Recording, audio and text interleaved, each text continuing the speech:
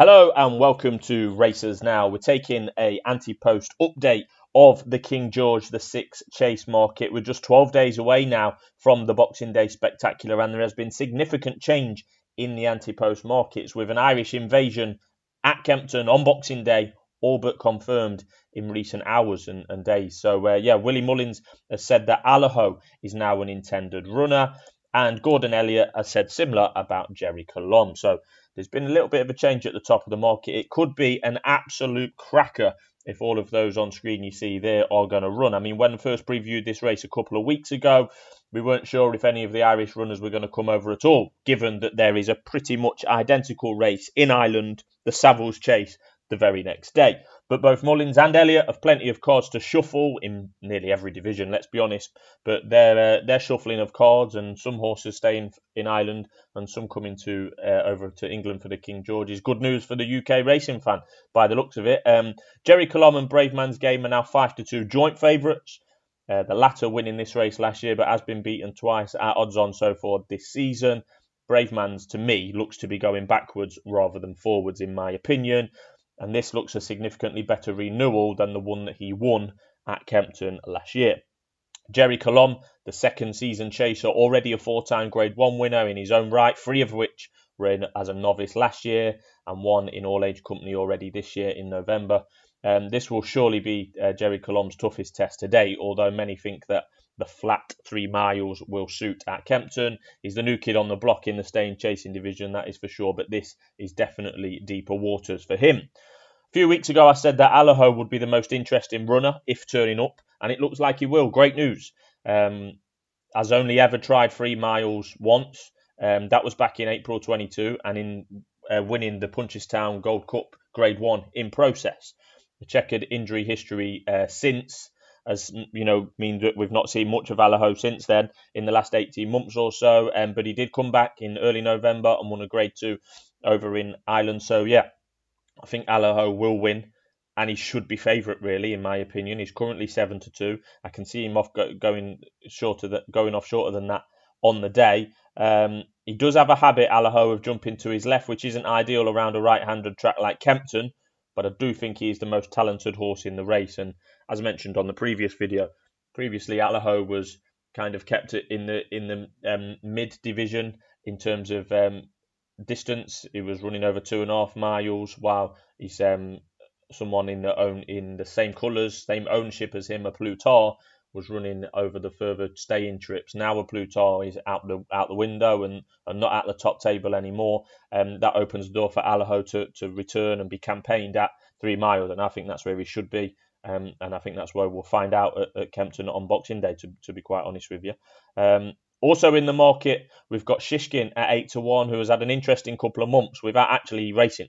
He's been entered in 3 races since October this season, hasn't taken part in any of them, refused at Ascot, abandoned at Newcastle, and then a non-runner on account of bad ground at Sandown last week. I've got a bit of an exclusive on Shishkin, though, not widely reported or talked about pretty much at all, to be honest, but I'm reliably told that Shishkin went to Kempton last week, not just for a gallop, not just for a little spin round, an actual schooling session at Kempton, jumping apparently 10 fences behind closed doors. I'm not sure how that sits with me, to be honest. Is it fair to his competitors, to the racing public that were not there and didn't know about it? Maybe a conversation for another day. It does smell a little bit to me, to be fair. But Shishkin and Henderson have said that this is his target for a while. Nicky Henderson has said that Shishkin will be going to the King George for some time, maybe since the back end of last season. And if he runs, he could well win. I mean, he looked better than ever over 3 miles at Aintree at the back end of last season. This has been his target for a long time. Just let's hope that he runs. But yeah, there's always some sort of story following the Henderson runners round. Pulled out at Sandown on the day due to account of the bad ground, but not telling the public that just 3 or 4 days before he'd been for a spin round Kempton, taking in 10 fences. Yeah, fishy if you ask me. Last year's faller at the last long press is still injured and won't be running. I predicted as much the other week.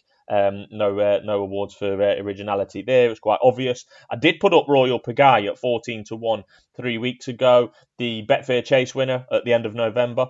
mainly on the assumption that bet was advised that the big boys from Ireland wouldn't make the trip and his price would be significantly shorter. Well, it looks like I've got that wrong in terms of the Irish boys coming over. Although he has shortened a little bit, Royal Pagaille, he is now best price 10-1 from 14 when we last spoke. I still don't know why Royal Pagaille is 4 times the price of Brave Man's Game.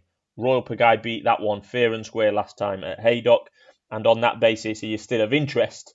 And not all is lost for those that have backed him at 14-1 3 weeks ago. But would I back Royal Pagaille now, given that we're going to have the Alaho and Jerry Colomb running? Probably not, let's be honest. The Real Wacker is another interesting intended runner. Let's not forget that the Real Wacker beat Jerry Colomb in a Grade 1 at Cheltenham in March.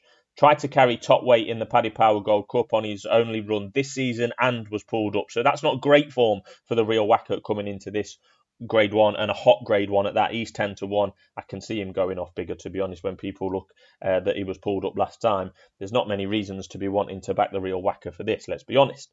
The final two to mention are Frodon, who won this race in 2021, but has been seen more in handicaps than graded races. Most recently is not even on screen near at around 50-1. And Shark Hanlon, who has Hewick as a potential runner if the ground is no worse than soft. A Grade 1 winner over hurdles and a faller 2 out in the Cheltenham Gold Cup in March. So Hewick might be of interest as well. He's around 50-1. Who wins at this stage? I'd have to go with Alaho if I was starting afresh right now. And having a bet right now, having not committed to anything else previously, I would definitely be on Alaho at 7-2. I think he would go off shorter than that on the day. I think he probably should be favourite, and I think he probably will win. Regular viewers, as I mentioned earlier, will know I've already put up Royal Pagaille at 14-1. And although I wouldn't back him now with the Irish opposition, it's not a disaster if you did back him, and I did. But if anyone who followed that time a few weeks ago, it's not a disaster. I think he'll run. I think he's still improving, Royal Pagaille, and any rain or bad weather will certainly be to his liking. If you've got this far, make sure you leave in a comment. Any comment will do, and you will be entered into our ticket giveaway. We're giving away 2 tickets to Cheltenham on Saturday, the 27th of January. So make sure you comment in on any of our videos posted in December, including this one. Any comment will do. 1 entry per person, and we'll do a prize draw for 2 tickets to Cheltenham. Speak soon.